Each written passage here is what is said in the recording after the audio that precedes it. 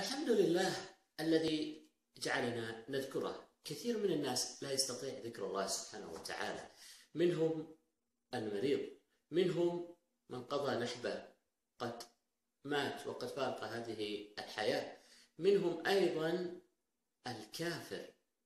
فالحمد لله نحن نذكر الله سبحانه وتعالى. وتعرفون فضل الذكر.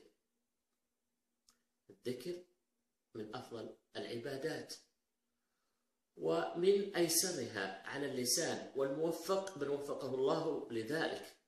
فسبحان الله عندما تقول سبحان الله وبحمده سبحان الله العظيم، هاتين الكلمتين خفيفتان على اللسان ثقيلتان في الميزان حبيبتان إلى الرحمن. سبحان الله وبحمده سبحان الله العظيم. أسأل الله تعالى أن يجعلنا من الذاكرين الله كثيرا والذاكرات.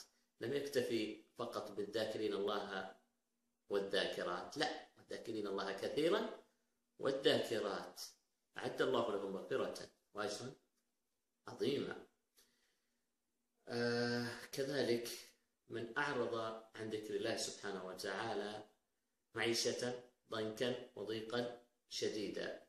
ومن أعرض عن ذكري فإن له معيشة ضنكا فقط ونحشره يوم القيامة أعمى قال رب لم حشرتني أعمى وقد كنت بصيرا.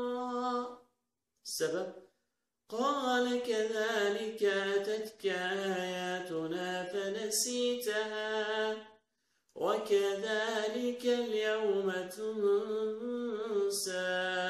وفقنا وإياكم لكل خير، وأن يجعلنا من الذاكرين الله كثيرا والذاكرات، وأن لا يجعلنا ممن ينساه ويعرض عنه سبحانه وتعالى.